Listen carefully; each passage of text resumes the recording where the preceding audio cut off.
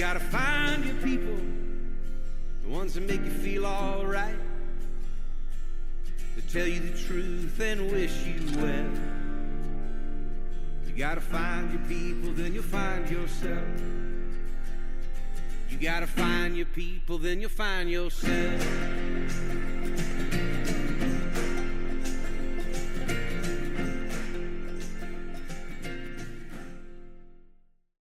Good Sunday morning.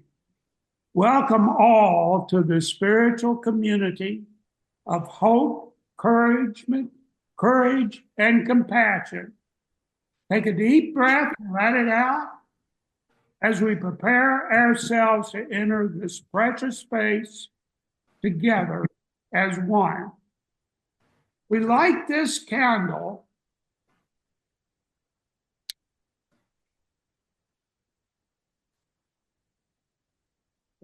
to begin our service and to also shine the light on each and every one of us as we move together with our open hearts and minds.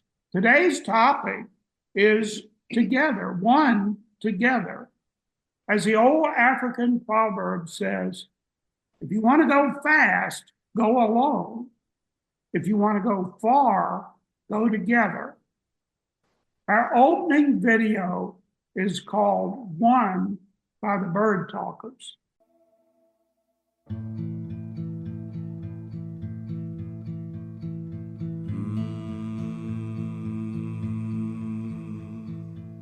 I've played the teacher, the preacher, guru, maintaining posture, separating me and you, as if the thoughts of God were mine and mine to speak.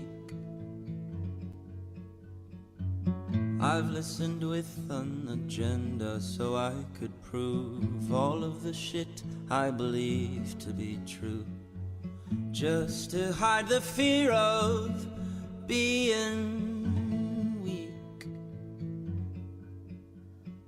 Burn the scorecards, balance out the scales. We are one when distracted by our different sails. Underneath what's detectable with eyes, every particle's vibrating with the same light.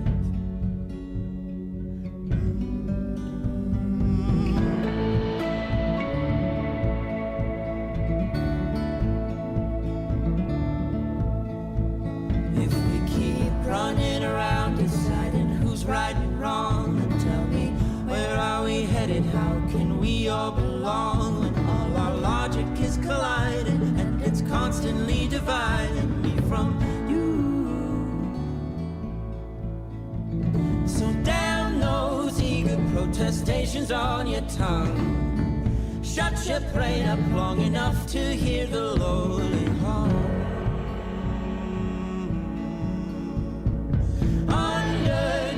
What's detectable with eyes, every particle's vibrating with the one light.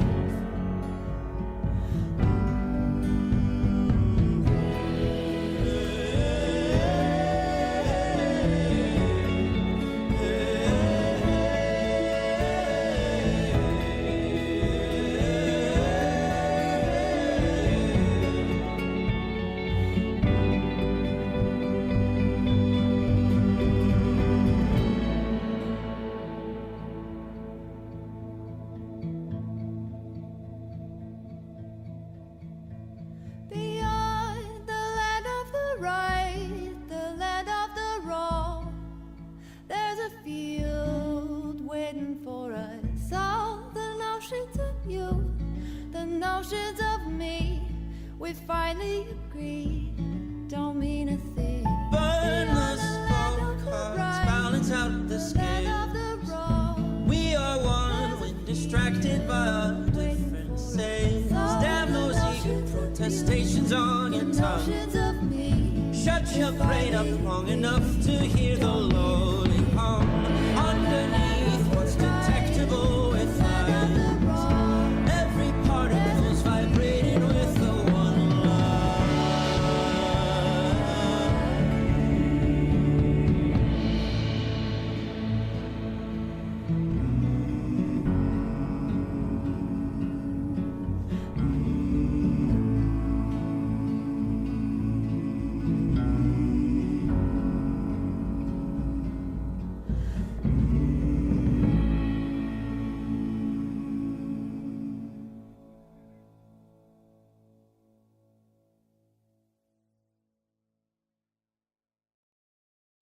That was One by the Bird Talkers. Some beautiful and powerful concepts in the song. Underneath what's detectable with eyes, every particle's vibrating with the same light. We are one together. That was One by the Bird Talkers. Some beautiful and powerful concepts in the song. Underneath what's detectable with eyes, every particle's vibrating with the same light. We are one together. And now our opening reading by my wonderful wife, Vera. Sometimes we crash, sometimes we split, but over time, we carve the rock just as the rock carves us. In the end, we're both stream and stone. We're shaped by the flow of each other. This is the truth of oneness, that we cannot exist without the things that resist us, and that even in collision, there is belonging. And now Elisa will provide her perspective. Good morning, beautiful people. I am going to read an article from January 26th, 1993 in New York Newsday, which is a Long Island, New York daily newspaper, which I believe Donald Mace Williams used to work for, which is a cool connection. This is called The Kindness of Coworkers by a gentleman named Mark Jolly. Over the past 10 years, much has been written about the myriad difficulties of living with AIDS. Indeed, the physical and psychological challenges that arise for anyone infected with HIV are numerous and often overwhelming. This has certainly been my experience. What has become more evident to me, however, is the effect of my illness on the other people in my life, particularly those with whom I work. For the past 5 years, I've been employed as the financial administrator of the New York City Opera. When I got my job, I was quite healthy, although aware of my HIV positive status.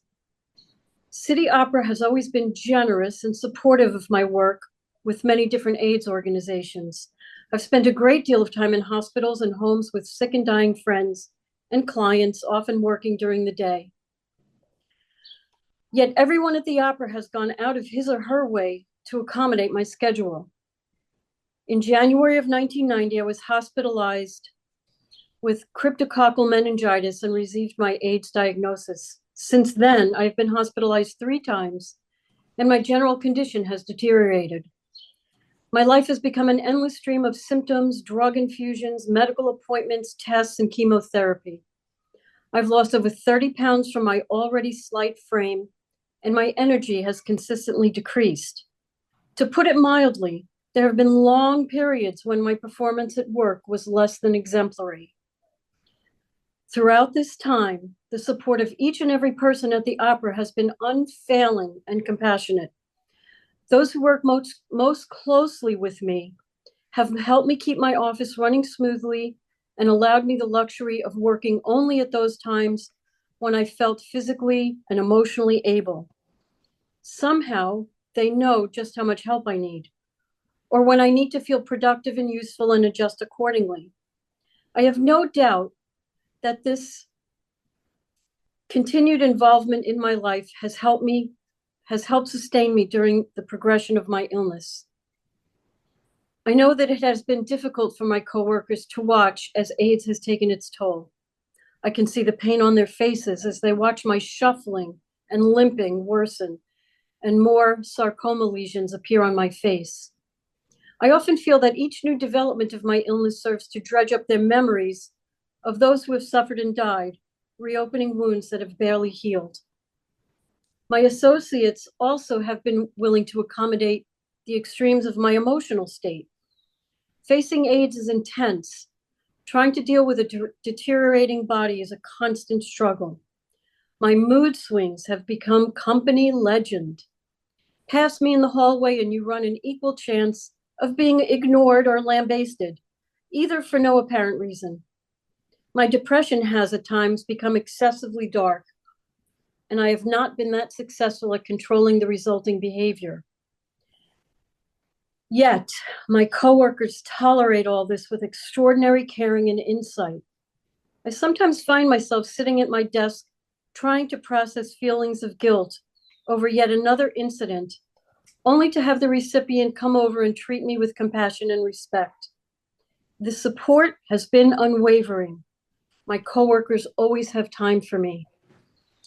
There are those who might say that this level of compassion is not totally unexpected in the arts, since every segment of the cultural world, music, dance, fashion, theater, and art, have been devastated by the disease.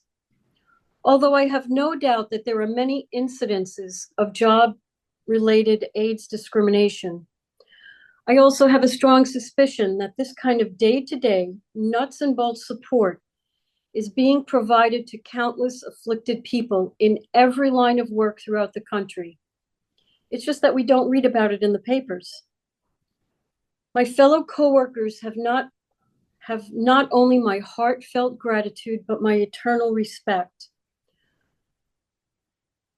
There has not been a minute in the past 5 years when I have not been keenly aware of the allowances and sacrifices made so that I might continue to retain some sense that I am a contributing member of the family. Now I'm going to read my written response to his article. I did my research and found out his address and all of that, and I wrote to him on January 28th, 1993. Dear Mr. Jolly, your article in Newsday on the kindness of coworkers, what can I say? I do not have HIV, but Jay, my beloved brother, did. He passed away in April of 1991. Just now, I think I'm beginning to regain consciousness. Seeing what I saw was too much for me. I still don't quite believe I've lived through his illness and his passing. But luckily, very, very luckily, like you, I have been surrounded by coworkers who have supported me unfailingly when there wasn't a thing I could do but sit and stare at the wall. He passed away in April of 1991. Just now, I think I'm beginning to regain consciousness. Seeing what I saw was too much for me. I still don't quite believe I've lived through his illness and his passing. But luckily, very, very luckily, like you, I have been surrounded by coworkers who have supported me unfailingly when there wasn't a thing I could do but sit and stare at the wall. The photo you're looking at right here that's Mark, me, Rona, Frankie, and Tempest. That is my crew. And the next photo was one taken at my wedding in 1996 without the groom. Isn't that fabulous? And all of these people were my coworkers, Diana, Mark, Mimi, Carolyn, Michelle, Shireen, Tempest, me, dancing, always dancing, Marion, Dawn, and Sybil, some of whom are no longer with us, unfortunately. Anyway, let me continue with my letter. I have told them individually and collectively what they have done, how they have helped. I never feel like I've said it often enough. I'm not quite sure how to transmit the depth of it. They listened, they hugged, they ignored my nastiness, my moodiness, my forgetfulness, and they listened and listened and listened. So here is my confirmation of your suspicion that this kind of day-to-day nuts and bolts support is being provided to countless afflicted people. It is indeed being provided, not only to those who are ill, but also to those who love and care for those who are ill.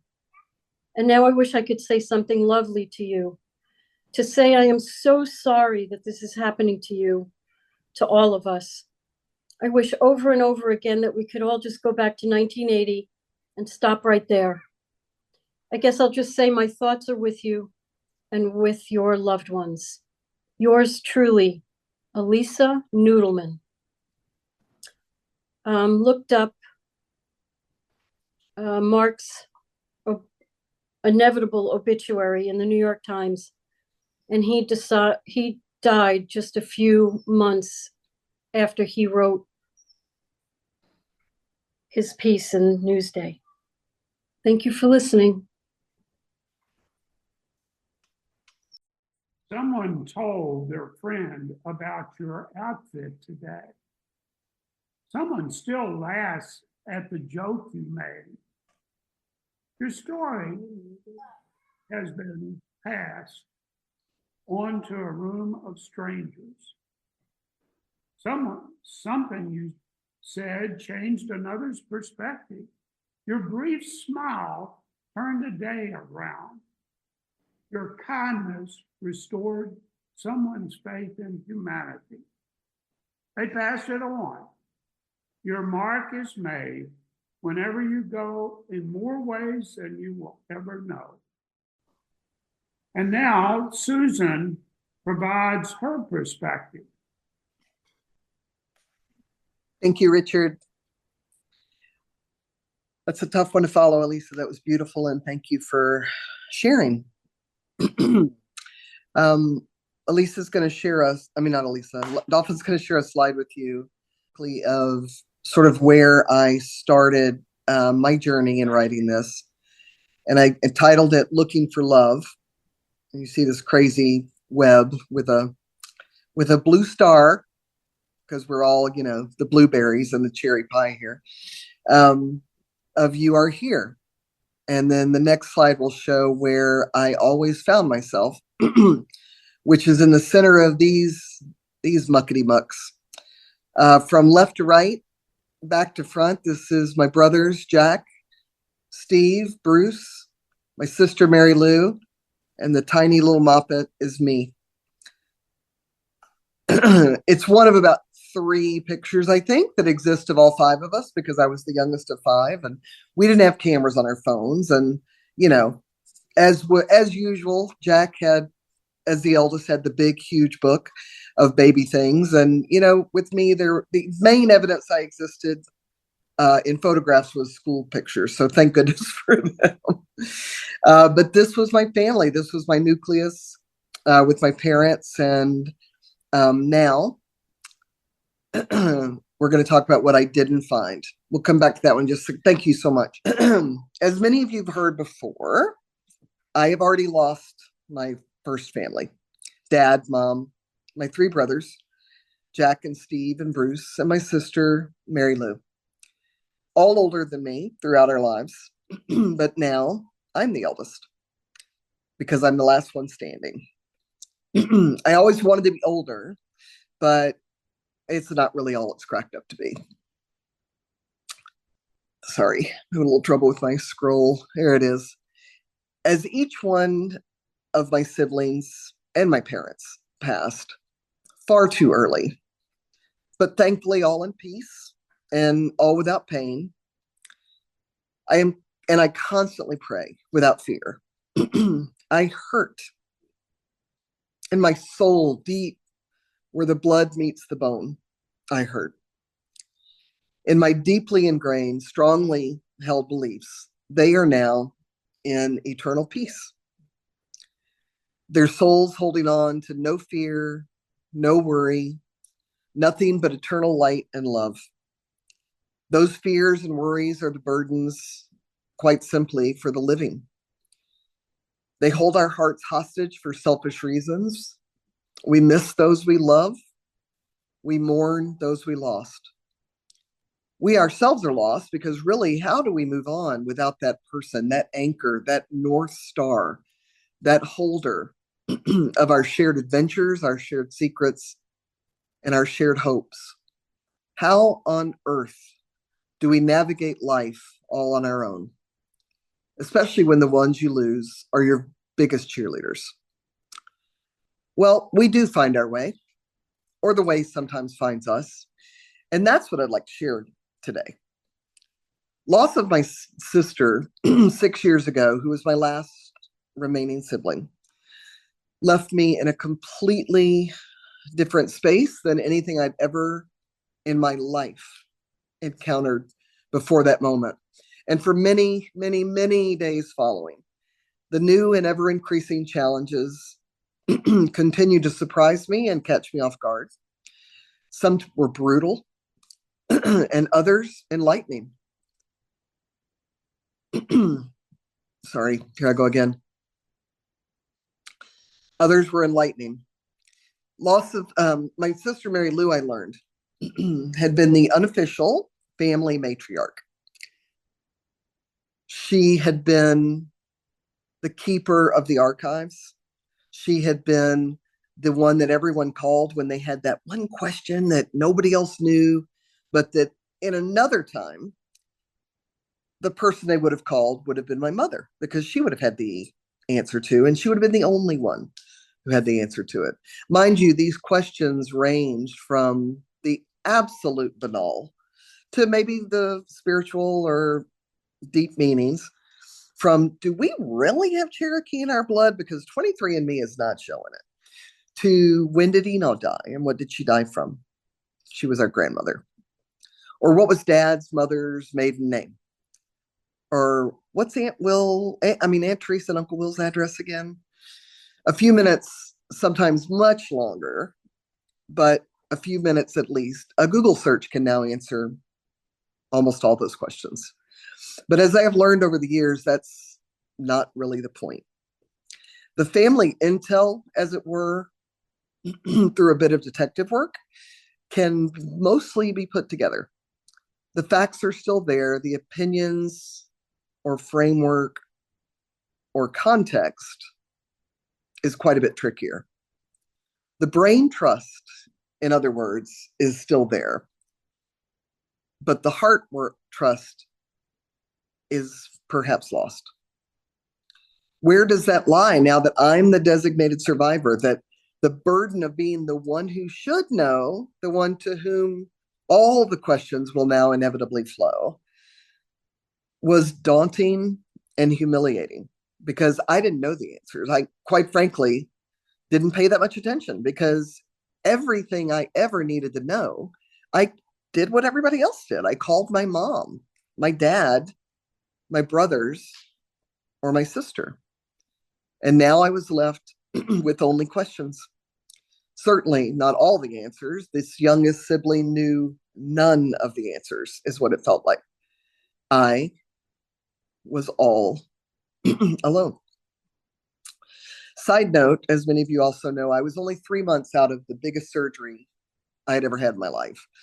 I had a spinal fusion involving about 2/3 of my back, and I was not yet even cleared to drive or be driven in a car. My sister lived and quite unexpectedly died in Memphis, Tennessee.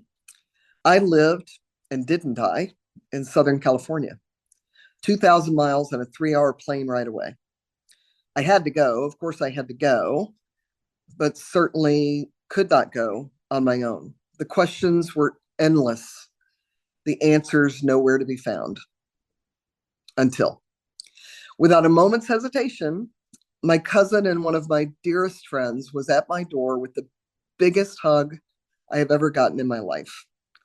We shared a deep cry, something that I thought couldn't be shared because this felt like a very private, inexplicable pain. But I learned that I wasn't the only one in pain, far from it. So we wailed. And then Shannon kicked it into high gear and we made a plan. First, we had to shop. After the surgery, I had lost a significant amount of weight. Not a process I'd recommend, but it happened. And during my recuperative months, I lived in baggy t-shirts and sweats. No dress or even under things would possibly fit. So we grabbed my walker and we went to Macy's in the basement sale. I was too weak to do much. So I sat near the dressing room and my dear friend brought me things to try on. As I booked my flight, she wanted all the details because she was going with me. What? I was in absolute shock and so relieved, and so touched. So I bought 2 tickets, which was kind of a symbolism for me, since I believed on some level that I would now be a party of one for the rest of my life. How very, very wrong I was. We arrived in Memphis, and the next of many surprises awaited me at the airport. Shannon's husband, who's my actual cousin by blood and also a treasured friend, had flown in to meet us there. Somebody rented a car, somebody got my luggage, somebody got me a drink, and somebody drove us to my niece's house, where somebody had arranged for us all to stay. Somebody, not me.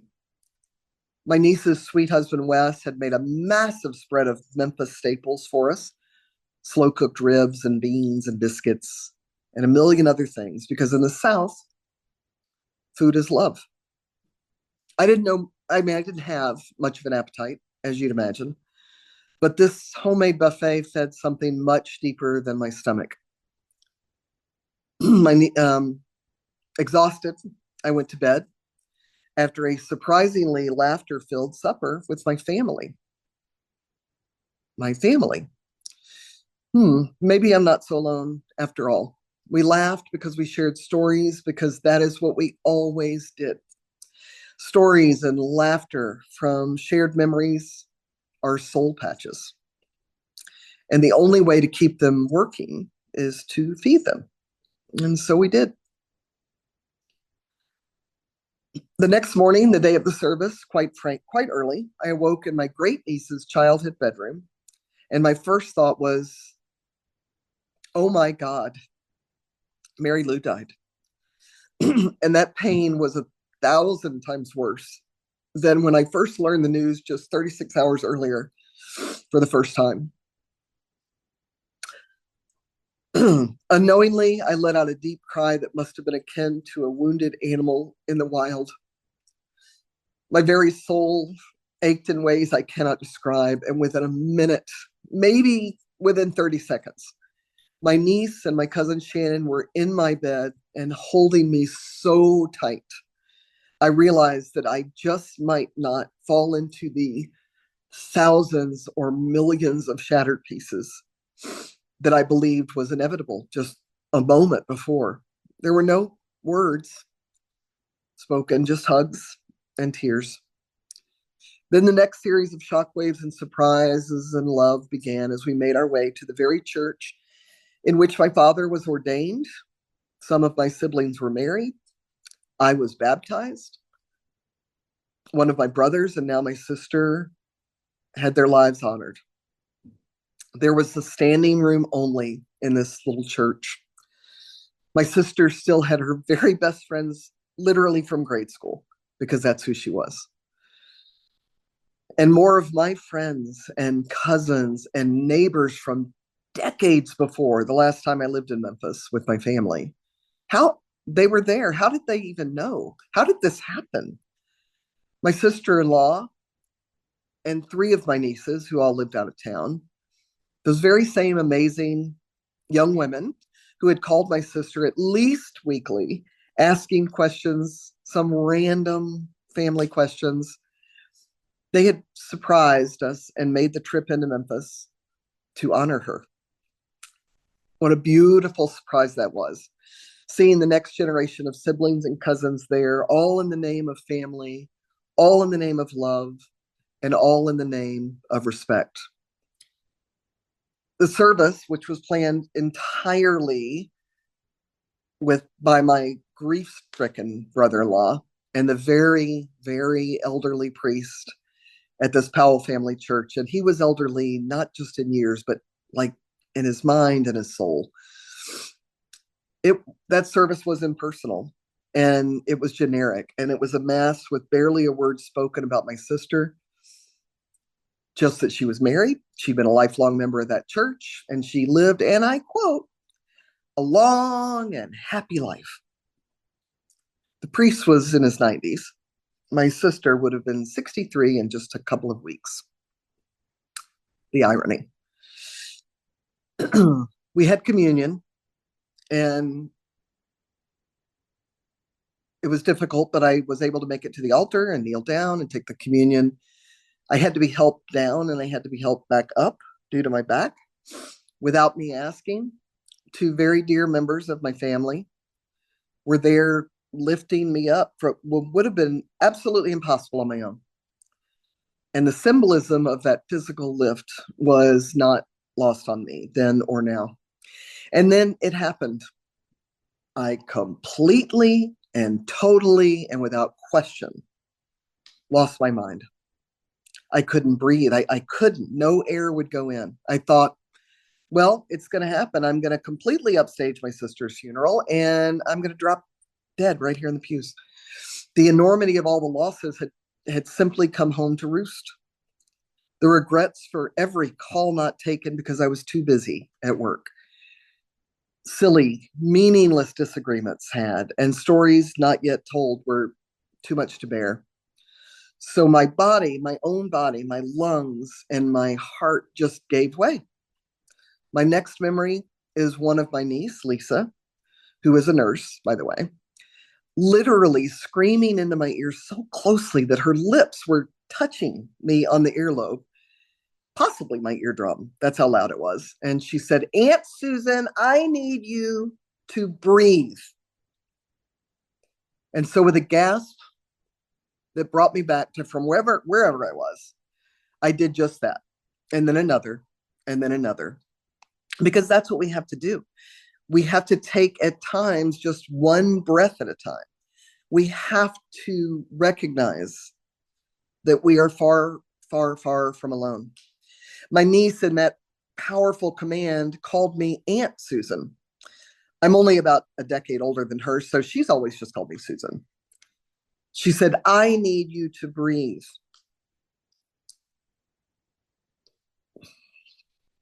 When all else fails, I am more likely to do something for someone else than I am for myself. And I'm not saying that to brag. I'm not nearly that magnanimous. It's just a service thing that we inherited from our parents. She needed something from me, and that was enough for me at that moment. Because the service was so so formal, and impersonal, I was unable to deliver the eulogy that I had written for Mary Lou.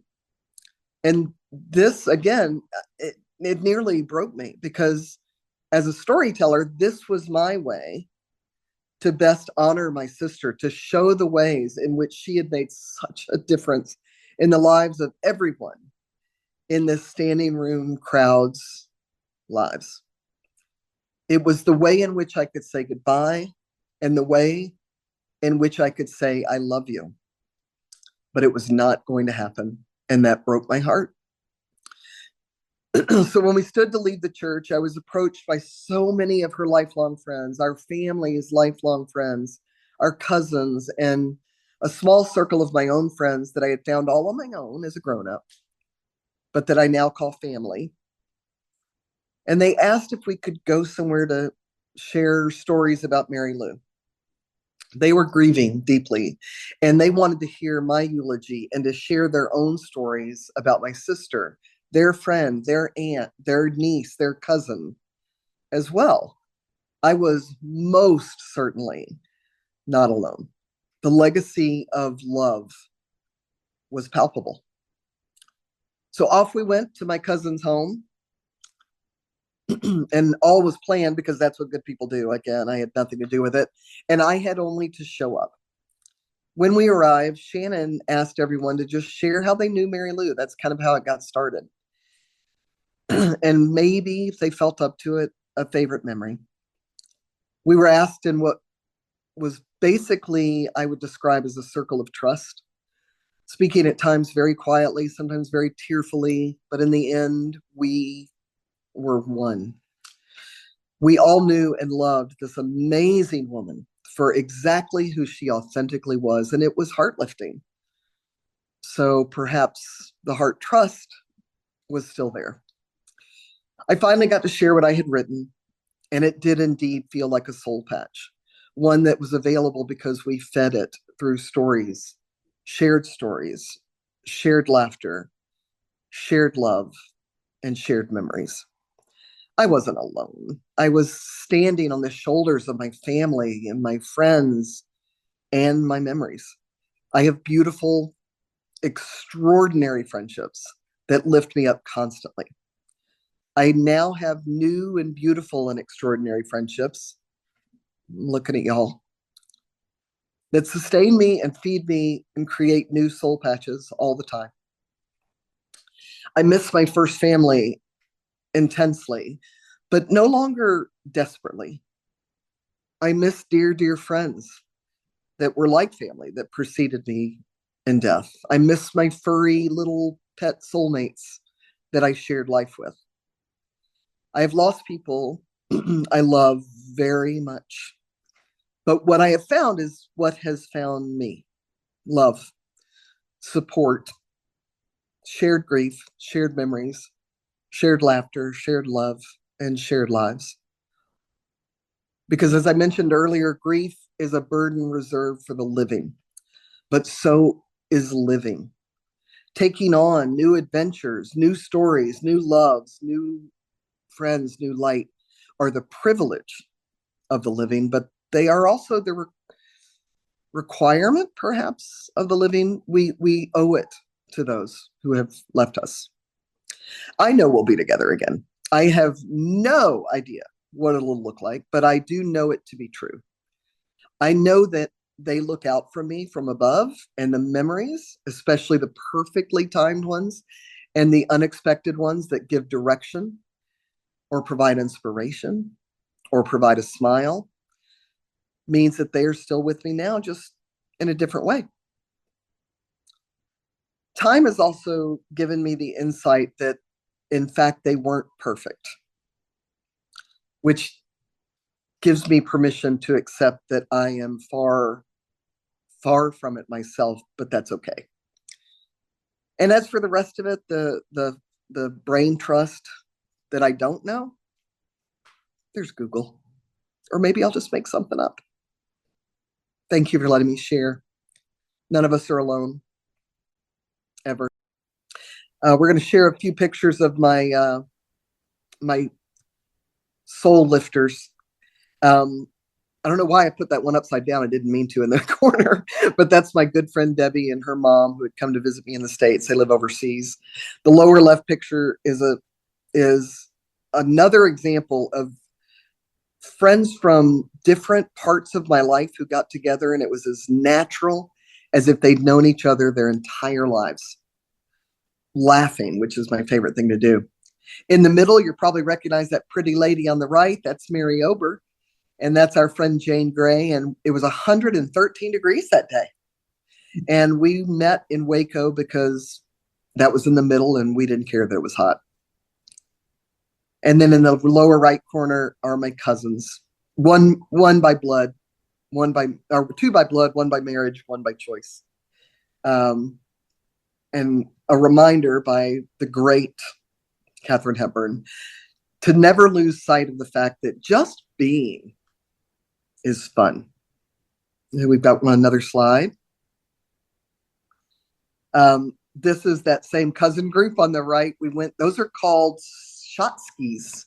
And all those cups are part of a ski. And we were taking a shot. Secret note, it was just pineapple juice because we were already super, super drunk. But it just reminded me of the beauty of friendship. And then below that is a beautiful, well, actually, both of those pictures that remain are pictures of people from completely different aspects of my life who did not know each other for the most part before those pictures were taken.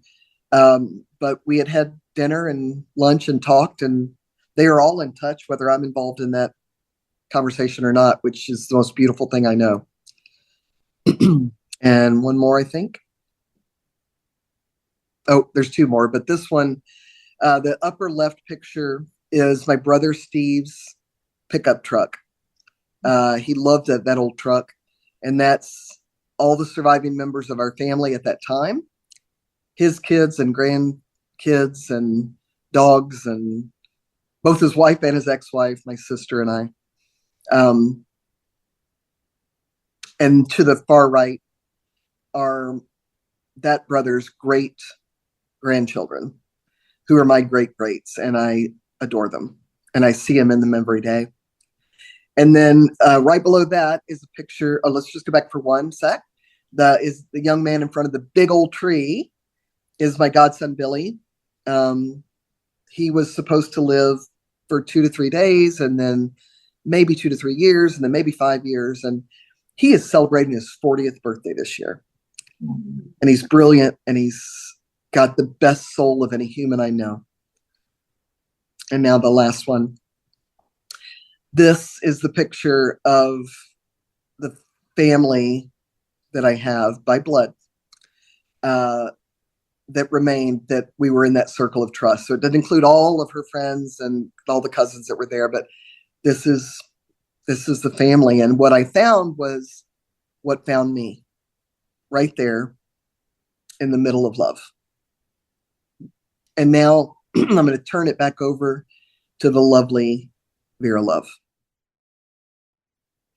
All of Us by Kate Compston. We all belong to a circle of care, woven through difference, rooted in respect.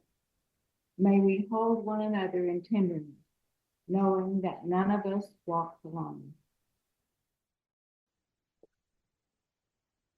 Thank you, Elisa and Susan, for those very powerful reflections that illustrate the power of togetherness. We are one together. As the opening song suggests, go find your people. Many of us would say, we've found our people within this fellowship.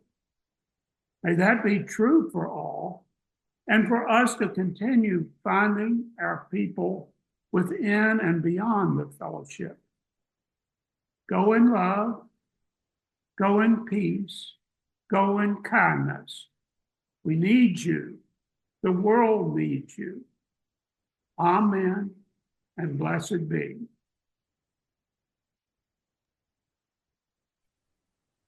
Amen. Agree. Love you. Thank you for being so vulnerable and sharing such depth of your lives with all of us. We will do Joys and Concerns in a few minutes. For those of you who need to go, we will send you off with love. And if you can stick around for Joys and Concerns, we would love that as well. So if you're going, go in love, going, know that you have found your people. We are here for you. We are one together. Thank you so much. Love you guys.